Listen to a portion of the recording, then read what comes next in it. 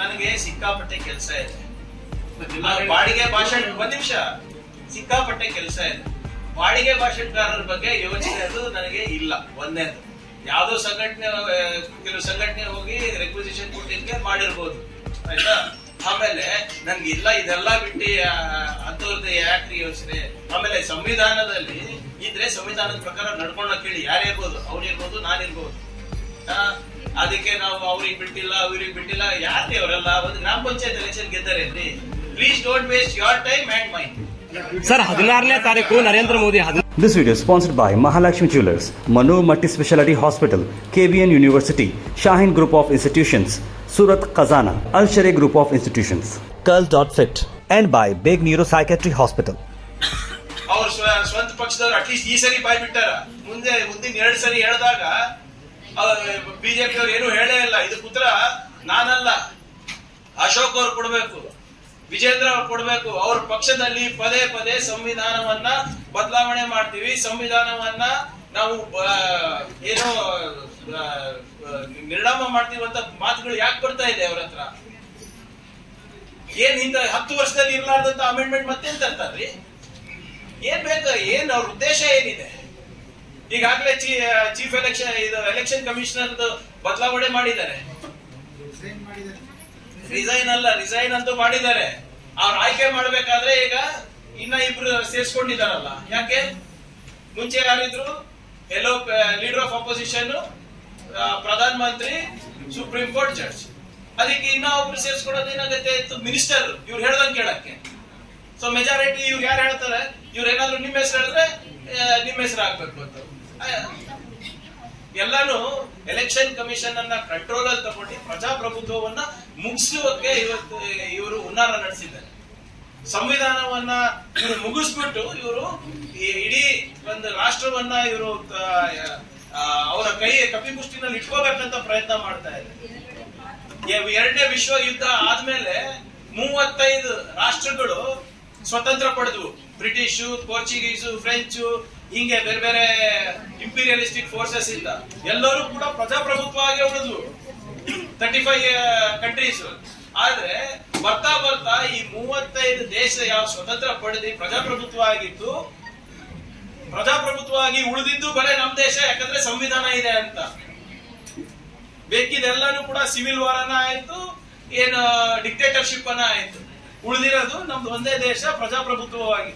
ಅದನ್ನು ಇವ್ರು ಮುಗಿಸ್ಬೇಕು ಅಂತ ಇವ್ರು ಹೊರಟಿದ್ದಾರೆ, ಮಾಡ್ಕೊತಾ ಇದಾರೆ. ತಮ್ಮ ಪಕ್ಷದ ಇನ್ನು ಕ್ಯಾಂಡಿಡೇಟ್ ಯಾರು ಅಂತಾನೆ ಗೊತ್ತಾಗ್ತಾ ಇಲ್ಲ. ಕಾಂಗ್ರೆಸ್ ಚಿನ್ನದ ಮೇಲೆ ಗೆಲ್ತೀವಿ ಸಾಕು. ನಮ್ದು ಯಾರು ಕಷ್ಟ ನೀವ್ ಯಾರಿಗೆ ವೋಟ್ ಮಾಡ್ತೀರಿ? ನೀವು ಪ್ರಗತಿ ಪರವಾಗಿ ವೋಟ್ ಮಾಡ್ತೀರಲ್ಲ.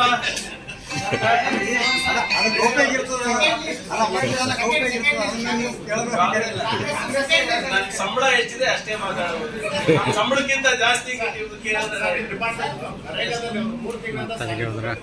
ಡ್ರಾಟ್ ಇದೆ ಅಂದ್ಬಿಟ್ಟು ನಾವು ಪಾವತಿ ಮಾಡಿದ್ವಿ ಒಂದೇ ಒಂದ್ಸರಿ, ಆಯ್ತಾ. ಆಮೇಲೆ ಇದು ನೀವೇ ಹೇಳ್ಬೇಕಾಗ್ತದೆ. ನೀವೆಲ್ಲ ಇದರಲ್ಲಿ ಬಹಳ ಆಳವಾಗಿ ನೀವು ಅಧ್ಯಯನ ಮಾಡಿದವರು.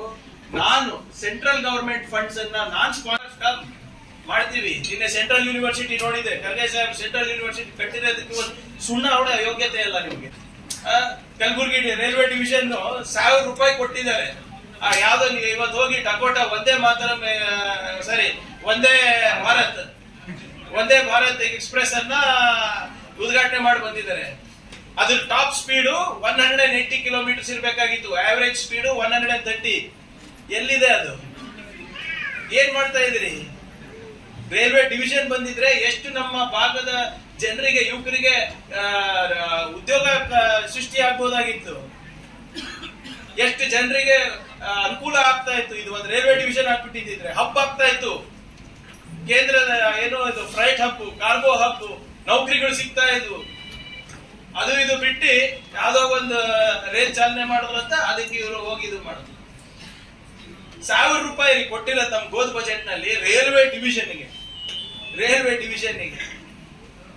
National investment manufacturing zone ಕಳ್ಕೊಂಡ್ವಿ.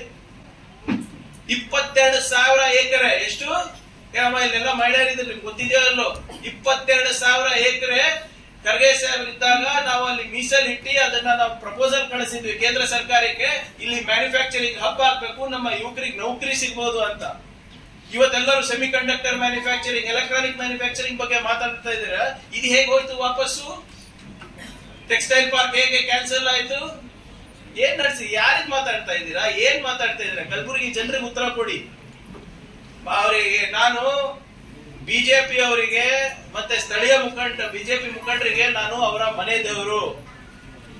ನನ್ನ ಹೆಸರು ಜಪಿಸಿಲ್ಲ ಅಂದ್ರೆ ಅವರಿಗೆ ಜೀರ್ಣ ಆಗೋದಿಲ್ಲ, ರಾತ್ರಿ ನಿದ್ದೆ ಬರೋದಿಲ್ಲ. 10 ಸರಿ ದಿನಕ್ಕೆ 10 ಸರಿ ನಿಮ್ಮ ಅಶೋಕ್ ಅವರಿಂದ ಹಿಡ್ಕೊಂಡು ಇಲ್ಲಿ ನಿಮ್ಮ ಉಮೇಶ್ ಜಾಧವ್ ತನಕ ನನ್ನ ಹೆಸರು ಹೇಳಲೇಬೇಕು. ಯಾಕಂದ್ರೆ ಅವರಿಗೂ ಅಸ್ತಿತ್ವ ಉಳಿಸ್ಕೋಬೇಕಲ್ಲ. ಆದ್ರೆ ಪ್ಲೀಸ್ ಸ್ವಲ್ಪ ಫ್ಯಾಕ್ಟ್ಸ್ ಅನ್ನ ಮಾತಾಡೋದು. Let's discuss on facts, no problem. SBI ಅವರು ಇವತ್ತು ಎಲೆಕ್ಟ್ರಲ್ ಬಾಂಡ್ಸ್ ಅನ್ನ ಅವರು ಪಟ್ಟಿಯನ್ನ ಬಿಡುಗಡೆ ಮಾಡ್ತಾ ಇದ್ದಾರೆ. ಸುಪ್ರೀಂ ಕೋರ್ಟ್ ಚೀಮಾರಿ ಹಾಕಿದೆ SBI ಅವರಿಗೆ. ಆ ಲಿಸ್ಟ್ ಇವತ್ತು ಬಿಡುಗಡೆ ಮಾಡ್ತಾ ಇರೋದ್ ಕಾರಣ ಅದನ್ನ ಮುಚ್ಚ ಹಾಕ್ಲಿಕ್ಕೆ ಇವರು ಸ್ಟ್ಯಾಂಡರ್ಡ್ ಆಪರೇಟಿಂಗ್ ಪ್ರೊಸೀಜರ್ ಇರೋದು ಅಟೆನ್ಷನ್ ಡಿವಿಯೇಟಿಂಗ್ ಟ್ಯಾಕ್ಟಿಕ್ಸ್ ಅಂತ ಏನ್ ಹೇಳ್ತಾರಲ್ಲ ಅದು ಮಾಡ್ತಾ ಇರೋದು. ನಿಮ್ಮ ಗಮನ ಆ ಎಲೆಕ್ಷನ್ ಬಾಂಡ್ಸ್ ಹತ್ರ ಹೋಗ್ಬಾರ್ದು. ಯಾರ್ಯಾರ ಹತ್ರ ಬಿಜೆಪಿ ಅವರು ರೊಕ್ಕ ಇಸ್ಕೊಂಡಿದ್ದಾರೆ 7,000 ಕೋಟಿ ರೂಪಾಯಿ, ಅದು ನಿಮ್ಗೆ ಗೊತ್ತಾಗಬಾರ್ದು ಅಂದ್ಬಿಟ್ಟು ಈ CAA ನಾಟಕ ತಂದಿರೋದು. This video is sponsored by Mahalakshmi Jewelers, Manu Multi-Speciality Hospital, KBN University, Shaheen Group of Institutions, Surat Khazana, Al Sharia Group of Institutions, Curl.fit, and by Big Neuropsychiatry Hospital.